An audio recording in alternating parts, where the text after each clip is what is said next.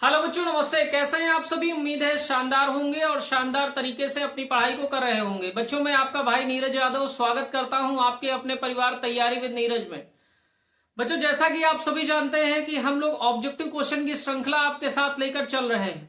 मैंने 5 क्वेश्चन कल आपको बता दिया था और बेसिक इंट्रोडक्शन आपको बता दिया था कि 2 चर वाले रैखिक समीकरण में क्या क्या चीजें हमको तैयार होनी चाहिए, तब हम ऑब्जेक्टिव कर सकते हैं। तो बच्चों, छठा ऑब्जेक्टिव हम लोग करने चल रहे हैं। देखिए क्वेश्चन हमारा क्या दिया हुआ है। क्वेश्चन हमारा कह रहा है कि 2x प्लस 3y बराबर 18 तथा x माइनस 2y बराबर 2 का हल होगा। और ये बेटा प्रश्न हमको पूछा गया है 2023 में। जो समीकरण आपको दे रखे हैं वो समीकरण आप लिख लीजिए। समीकरण आपको दे रखे हैं 2x प्लस 3y बराबर 18। दूसरा समीकरण आपका दे रखा है बेटा x माइनस का 2y बराबर 2। जो पहले समीकरण लिखा है उसको समीकरण नंबर 1 कह दीजिए, दूसरे समीकरण है उसको समीकरण नंबर 2 बोल दीजिए। मैंने कल आपसे कहा था अगर बेटा चिन्ह समान है, मैंने कहा था अगर चिन्ह समान है, चिन्ह समान है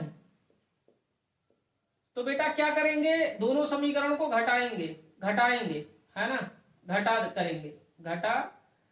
करेंगे। और बेटा अगर चिन्ह विपरीत है, चिन्ह विपरीत है, और बेटा चिन्ह समान कब देखने हैं, जब बेटा गुणांक बराबर हो। चिन्ह विपरीत कब देखने हैं, जब गुणांक बराबर हो। तो जोड़ कर देंगे, तब बेटा जोड़ करेंगे, है ना, दोनों समीकरणों का जोड़ करेंगे। देखिए यहां बहुत ध्यान से देखिए, लिखा है 2x प्लस 3y बराबर 18 और यहाँ x माइनस 2y बराबर 2। बेटा बहुत ध्यान से अगर आप इस बात को समझना चाहें तो आप देख लीजिए, यहाँ पे हमारे पास एक समीकरण दे रखा है 2x प्लस 3y बराबर 18 और दूसरा समीकरण दे रखा है x माइनस 2y बराबर 2। बेटा अगर इस वाले समीकरण को आप ध्यान से देखें, इस समीकरण में बेटा अगर हम इस समीकरण में बेटा 2 से गुणा कर दें तो x के गुणांक हमारे बराबर हो जाएंगे। जैसे ही गुणांक बराबर होंगे तो हम यहाँ चिन्ह देखेंगे प्लस है, यहां भी चिन्ह प्लस है, तो दोनों समीकरणों को घटा देंगे। तो सबसे पहले हम लोग क्या कर रहे हैं, समीकरण 2 में 2 से गुणा करने पर बेटा समीकरण में कभी भी आप गुणा करोगे तो एलएचएस में भी उतने से ही गुणा करना है, आरएचएस में भी उतने से ही गुणा करना है। तो ये x माइनस 2y को गुणा कर रहे हैं हम 2 से और आरएचएस में 2 को गुणा कर रहे हैं 2 से। तो बेटा गुणा कर देंगे आप, 2 का x में गुणा तो 2x हो गया, 2 का माइनस के 2y में गुणा तो माइनस का 4y और बराबर ये 4 हो गया। ये बेटा आपका समीकरण नंबर 3 आ गया। अब देखिए समीकरण 3 देखिए और समीकरण 1 देखिए। बेटा यहां भी 2x लिखा है, यहां भी 2x है, तो दोनों समीकरणों को बेटा धनात्मक चिन्ह है दोनों में, और चिन्ह समान रहेंगे बेटा तो घटा देंगे, और चिन्ह अगर विपरीत रहेंगे तो जोड़ देंगे। तो चिन्ह समान है, घटा दीजिए बेटा, तो ये आपका 2x हो गया। लिख दीजिए समीकरण 1 तथा समीकरण 3 को घटाने पर बेटा ये 2x हो गया प्लस का 3y बराबर 18 है, ये आपका 2x माइनस का 4y बराबर 4 है। बेटा जब भी आप घटाना करते हैं तो आपको एक एक्स्ट्रा काम करना पड़ता है। क्या काम करना हो, जब भी घटाएंगे बेटा तो चिन्ह में परिवर्तन होगा।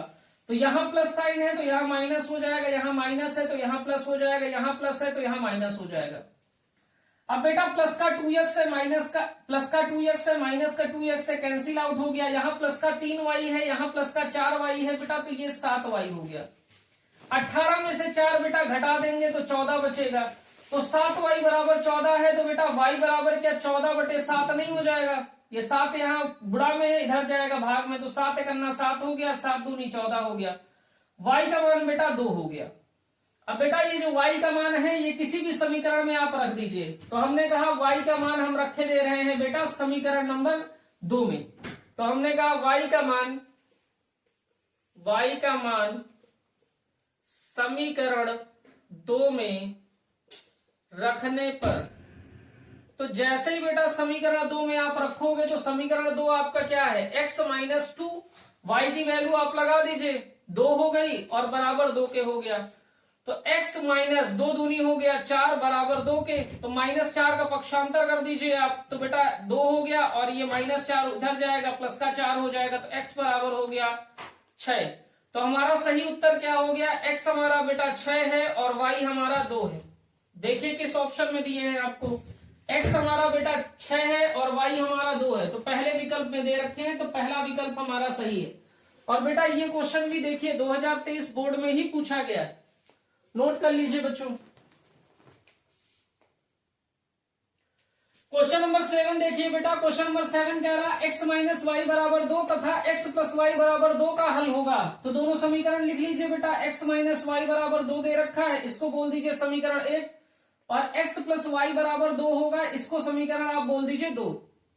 अब बेटा आप यहां पे देखिए, मैंने आपसे कहा अगर समान चिन्ह है तो आप घटा दीजिएगा, और अगर विपरीत चिन्ह है बेटा तो आप जोड़ दीजिएगा, बस गुणांक बराबर कर लीजिएगा।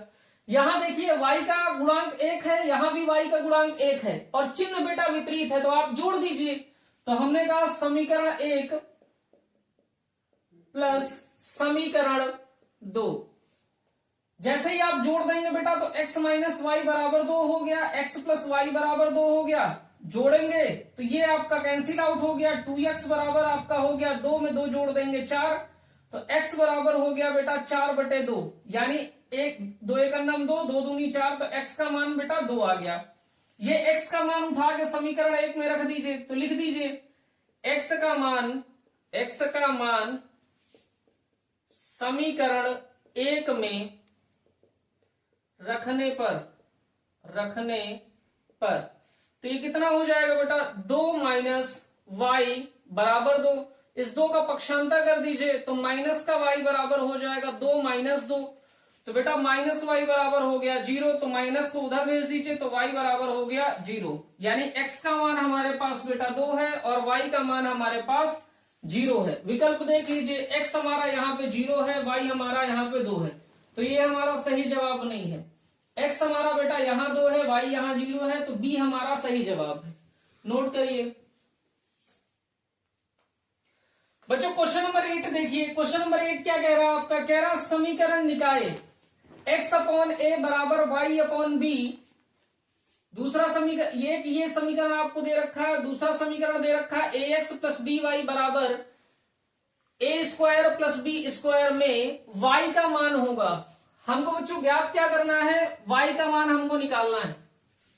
देखिए क्या दे रखा है आपको समीकरण दे रखे, पहला समीकरण दे रखा है x अपॉन a बराबर y अपॉन b।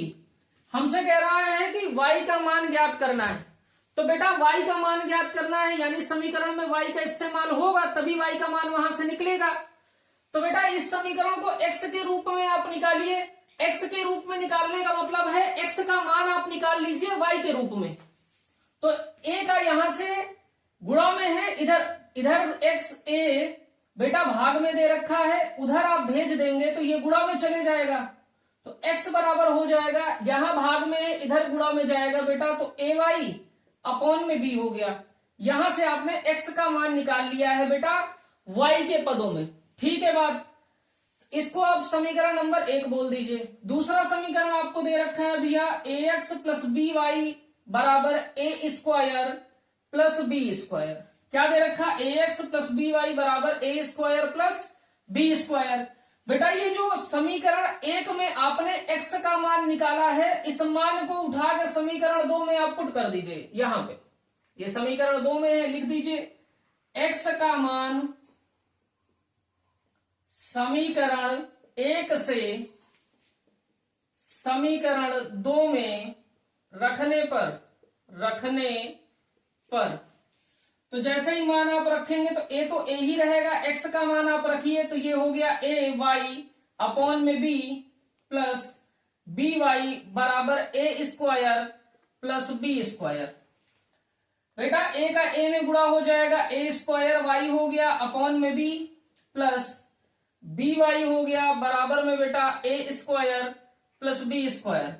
यहां बेटा y है, आप देखिए अंश में आपका y दे रखा है, ये y आपका दे रखा है बेटा, और ये y दे रखा है, तो y हमारा बेटा कॉमन आ जाएगा, तो कॉमन आप ले लीजिए। तो जैसे ही y को आप कॉमन लेंगे बचेगा क्या, तो आप कहेंगे भैया हमारे पास बचेगा a स्क्वायर बटे b, और प्लस का बेटा यहां b बचेगा बराबर में a स्क्वायर प्लस का b स्क्वायर।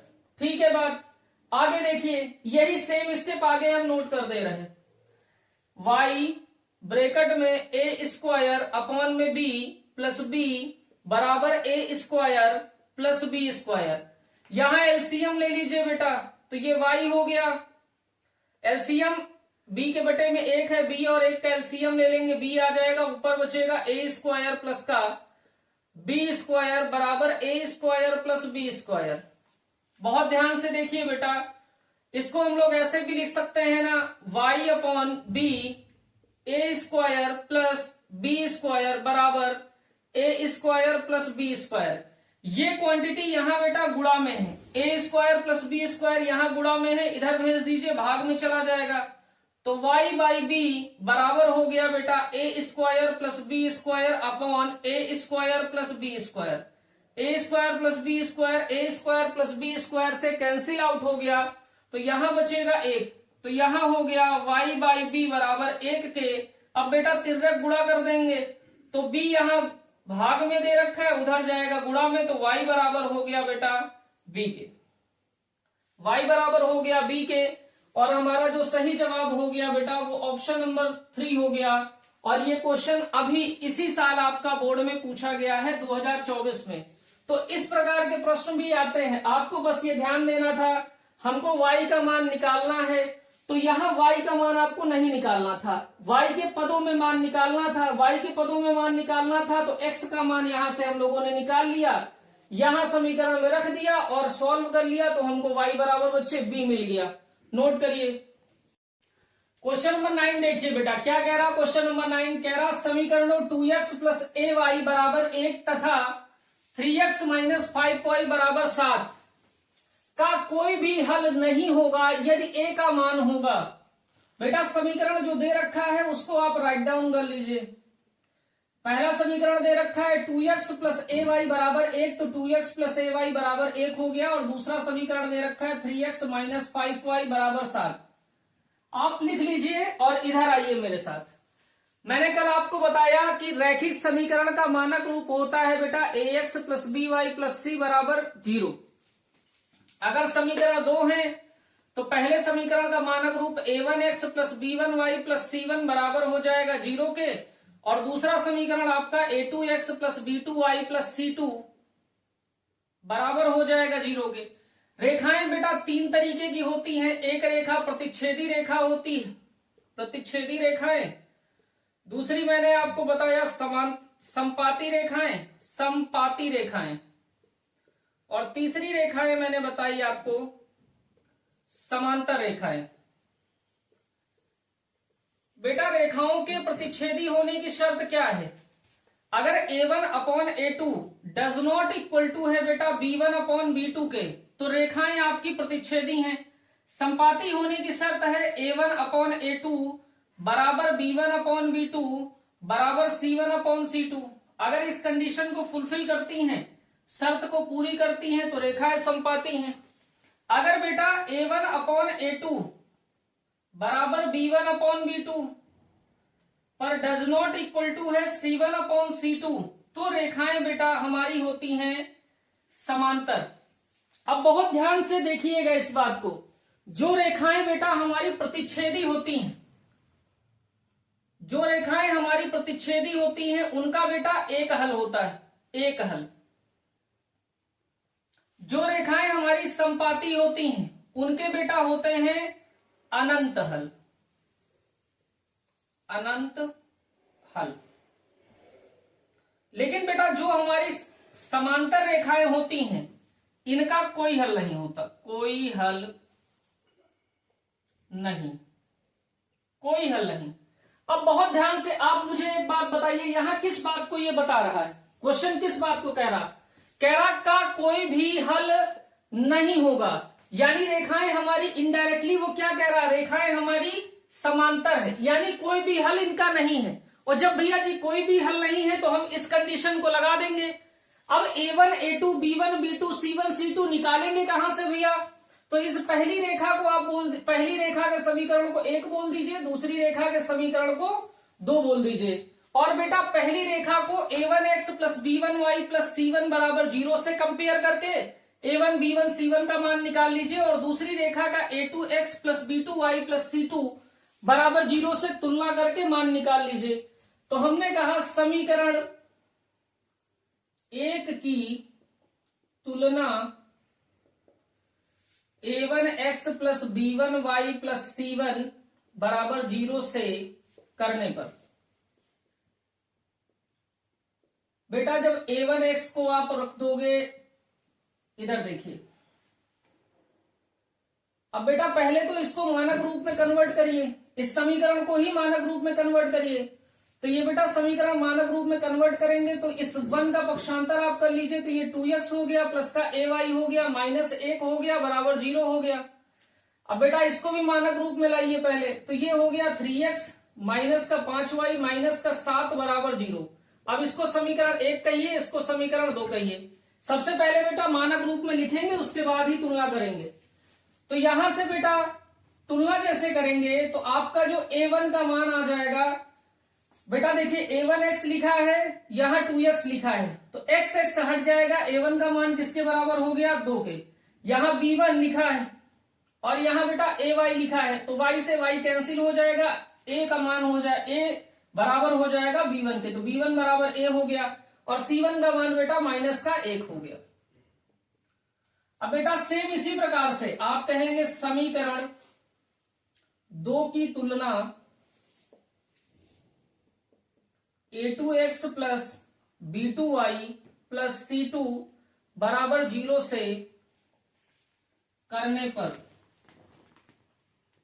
तो बेटा यहां पे A2 का जो मान आ जाएगा वो 3 आ जाएगा, B2 का जो मान आ जाएगा वो -5 आ जाएगा, और जो C2 का मान आ जाएगा वो माइनस का 7 आ जाएगा।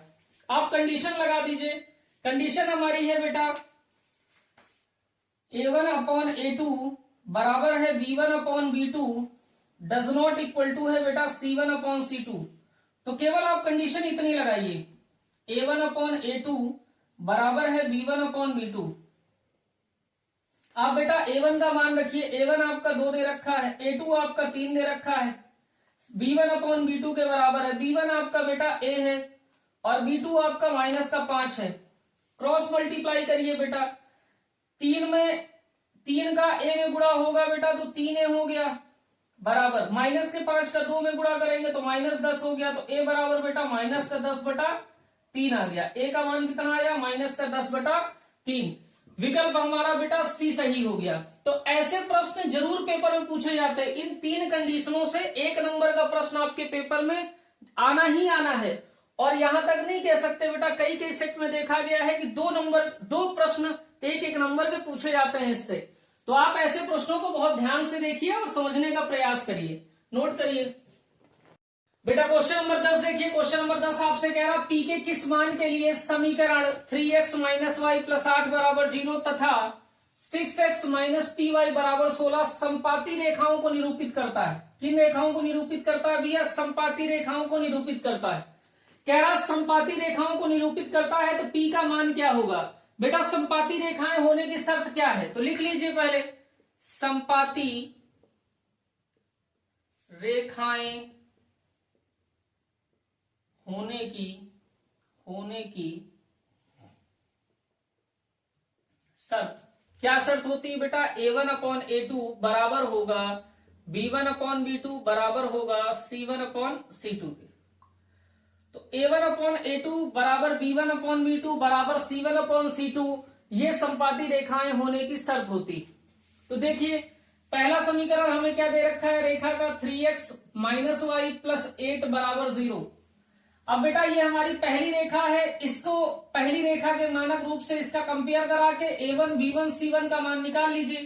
रेखा का मानक रूप होता है बेटा A1x plus B1y plus C1 बराबर 0 से तुलना करने पर बेटा यहां x का गुणांक है a1, यहाँ x का गुणांक 3 है, तो a1 बेटा किसके बराबर हो गया 3। जो y का गुणांक होता है वही b1 होता है, यहाँ y का गुणांक बेटा कितना है -1, तो b1 का मान हो गया बेटा -1। c1 का मान जिसके साथ ना x हो ना y हो वही c1 है, तो यहाँ xy किसके साथ नहीं है बेटा 8 के साथ, तो c1 का मान हो गया 8। अब दूसरी रेखा देखिए, दूसरी रेखा कह रहा है भैया 6x - py बराबर 16 दे रखा है। इसकी तुलना हमको करनी है बेटा a2x + b2y + c2 बराबर 0 से। लेकिन देखिए बराबर 0 फॉर्म में नहीं है, यानी मानक रूप में नहीं है।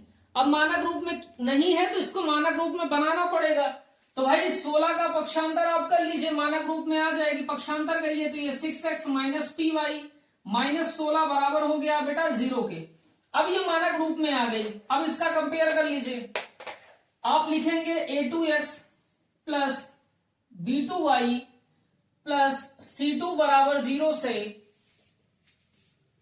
तुलना करने पर तो जैसे ही आप तुलना करेंगे बेटा तो x का गुणांक यहाँ a2 है, तो यहाँ भी x का गुणांक जो होगा वो a2 होगा, तो a2 की वैल्यू भैया कितनी आ गई 6। जो y का गुणांक है वही b2 है, यहाँ y का गुणांक -p है, तो b2 का मान -p के बराबर हो गया, तो आप कहेंगे b2 बराबर हो गया -p। और बेटा जो c2 है वो बराबर हो गया -16 के। आपसे कह रहा संपाती रेखाएं निरूपित करती हैं। संपाती रेखाएं निरूपित करने का मतलब है बेटा कि a1/a2 बराबर होगा b1/b2 बराबर होगा c1/c2। कर दीजिए भाई, आप देखिए a1/a2 बराबर b1/b2 बराबर c1/c2। कहां से ये काम कर रहे हैं, संपाती रेखाएं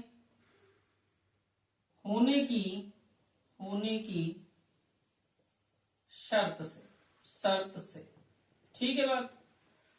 अब a1 की वैल्यू बेटा कितनी दे रखी, देखिए बहुत ध्यान से, a1 की वैल्यू बेटा 3 है, तो 3 हो गया बटे में a2 यानी 6 हो गया बराबर b1 यानी बेटा -1, b2 यानी कि बेटा हमारा दे रखा है -p बराबर c1/c2। c1 हमारा दे रखा है बेटा 8 और c2 हमारा दे रखा है बेटा -16। अब बेटा देखिए आपको p का मान निकालना है, आप चाहे इन दोनों को लेके आगे सॉल्व कर लीजिए, अगर इन दोनों को लेके सॉल्व नहीं करना चाहते तो इन दोनों को लेके आगे सॉल्व कर लीजिए, किन्हीं भी एक को उठा लीजिए सॉल्व कर लीजिए। तो हम बेटा इसको उठा के सॉल्व कर दे रहे, तो हमने कहा अब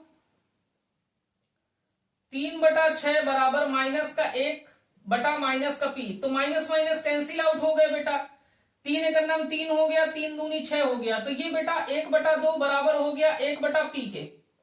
p का गुणा 1 में कर दीजिए, क्रॉस मल्टीप्लाई करिए, तिर्यक गुणा करिए, तो p का मान 1 में p का गुणा 1 में करेंगे तो p हो गया, और 2 का गुणा बेटा 1 में करेंगे तो 2 हो गया, तो p का मान भैया कितना आया, तो आप कहेंगे p का मान भैया 2 आया। ऑप्शन हमारा जो सही है वो बच्चे b सही है, नोट कर लीजिए इसको। अगला प्रश्न देखिए, क्वेश्चन नंबर 11।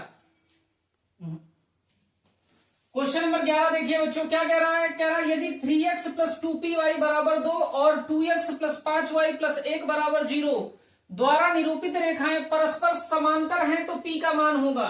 बेटा रेखाएं कैसी हैं, परस्पर समांतर, हमसे p का मान पूछ रहा है। रेखाएं समांतर होने की शर्त क्या है, तो आप लिख लीजिए समांतर रेखाएं होने की शर्त। रेखाएं समांतर होने की शर्त क्या है बेटा, a1/a2 बराबर है b1/b2 does not equal to c1/c2। a1/a2 बराबर होगा b1/b2 के, लेकिन बेटा c1/c2 बराबर नहीं होगा।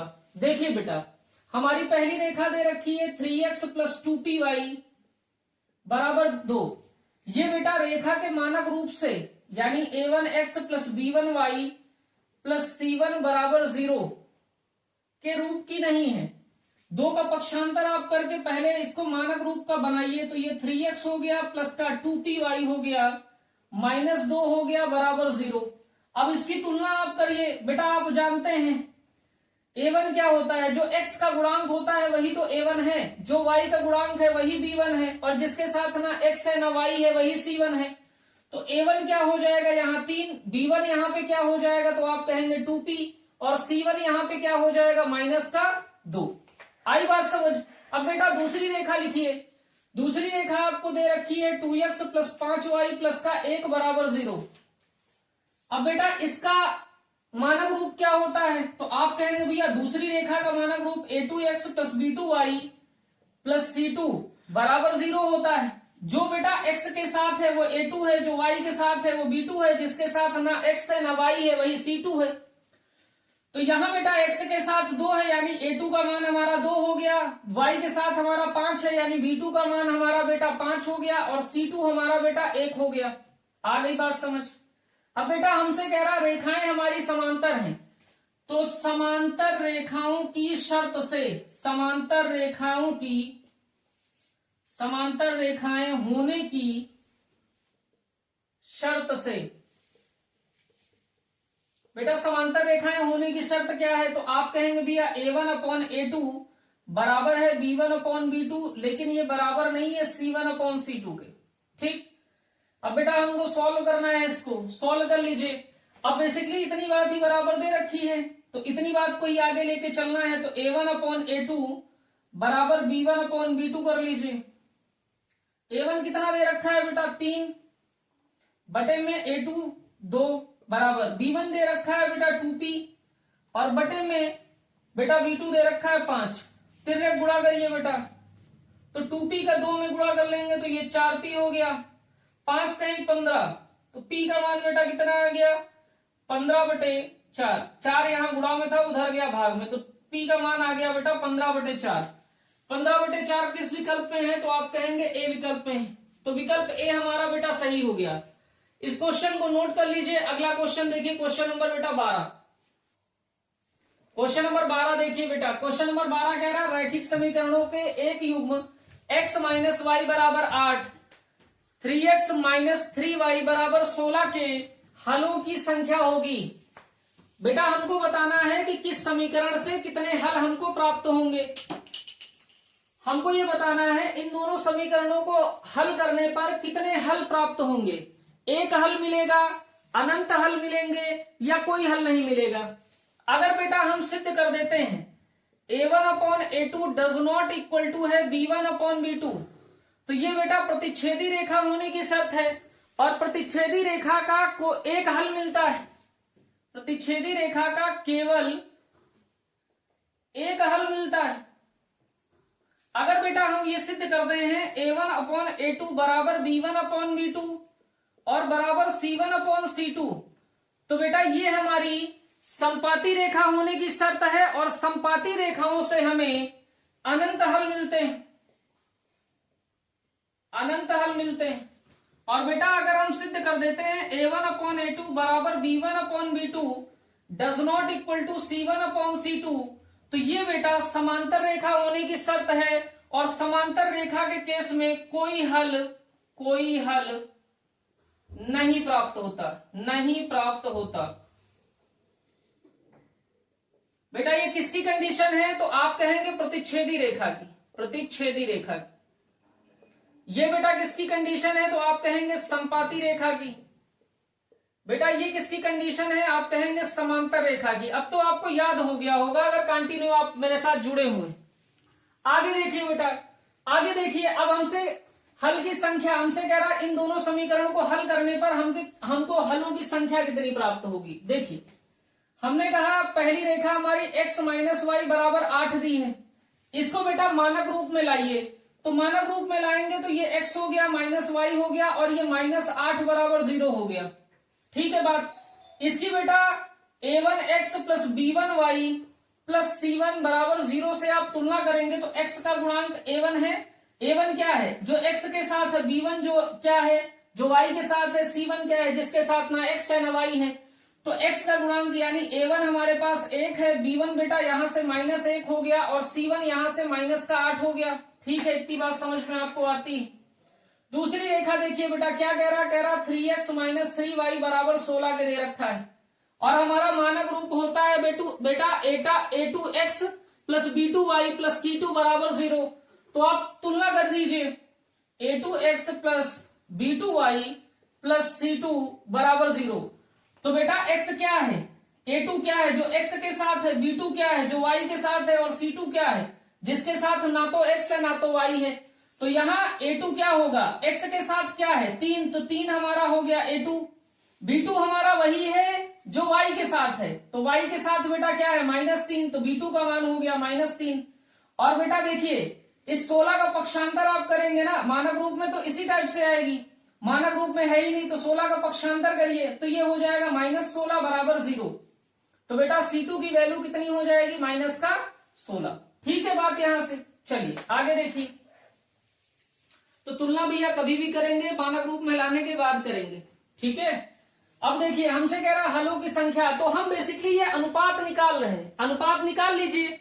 अगर बेटा a1/a2 बराबर नहीं आता, डज नॉट इक्वल टू आता है b1/b2 के, तो आप कहेंगे प्रतिच्छेदी रेखाएं हल केवल एक मिलेंगे।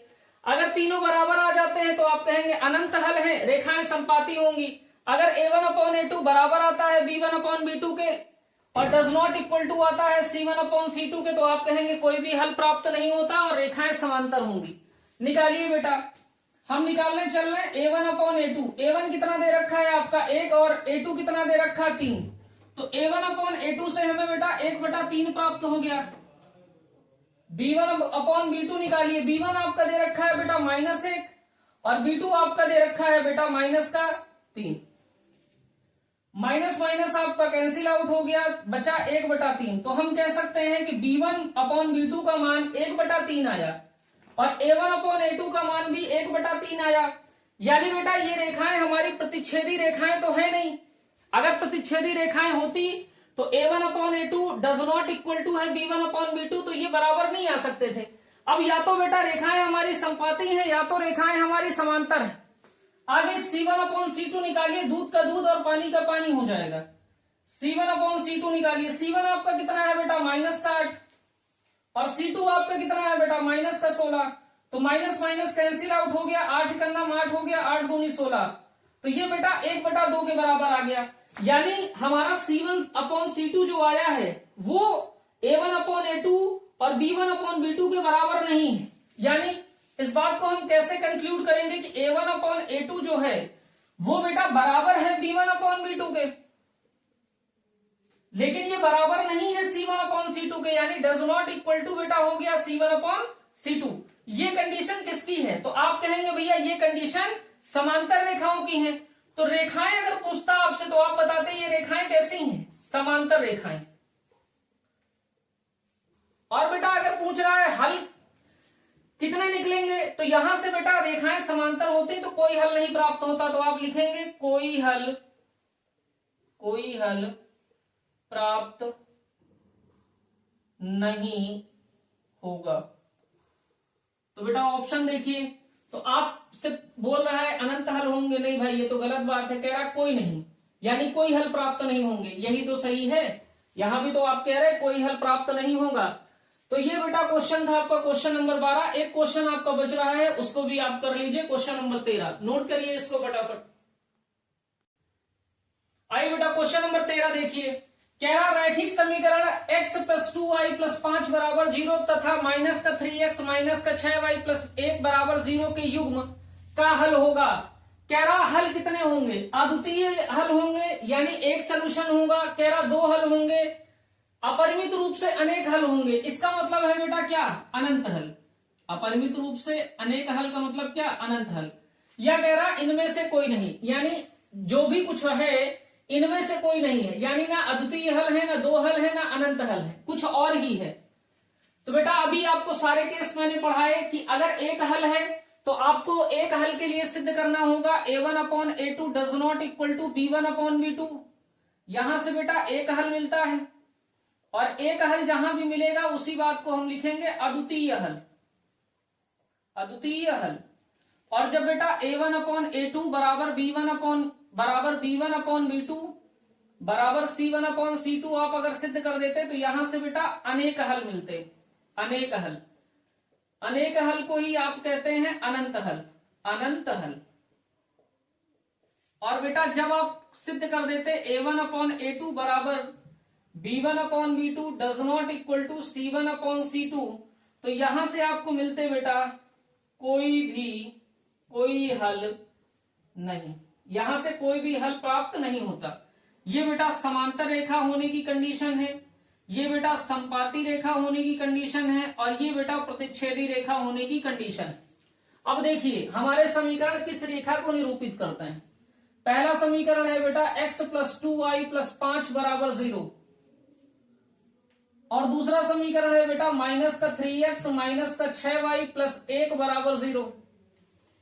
अब बेटा पहले समीकरण को a1x plus b1y plus c1, a1x plus b1y plus c1 बराबर 0 से कंपेयर आप करते हैं तो a1 का जो मान निकलता है बेटा 1 निकलता है, b1 का जो मान निकलता है वो 2 निकलता है, c1 का जो मान निकलता है वो 5 निकलता है। ठीक है ना भाई। जब बेटा आप दूसरे समीकरण को a2x plus b2y plus c2 बराबर 0 से तुलना करते हैं तो आपका जो मान निकलता है, आप कहेंगे भैया a2 का जो मान हमारा निकलेगा वो -3 है, b2 का जो मान निकलेगा -6 है, और जो c2 का मान निकलेगा 1 है। बेसिकली x का गुणांक a2 है, y का गुणांक b2 है, और जिसके साथ ना x है ना y है वही c2 है। यहाँ जो x का गुणांक है वही a1 है, जो y का गुणांक है वही b1 है, और जो बेटा जिसके साथ ना तो x है ना तो y है वही c1 है। अब इसको बेटा आपको हल देखने हैं तो आप अनुपात निकालिए। अगर बेटा a1 upon a2 does not equal to b1 upon b2 निकला तो आप कहेंगे एक हल होगा।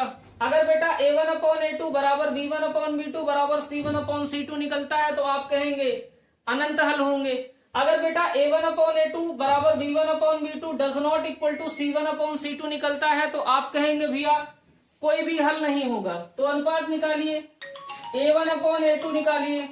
तो ये बेटा a1 की वैल्यू 1 है, a2 की वैल्यू -3 है, तो a1 अपॉन a2 बराबर हो गया है -1/3 के। b1 अपॉन b2 निकालिए। b1 हमारा बेटा 2 दे रखा है और b2 हमारा -6 दे रखा है। काट लीजिए बेटा, 2 एकम 2 हो गया, 2 तिहाई 6 हो गया, तो -1/3 आ गया।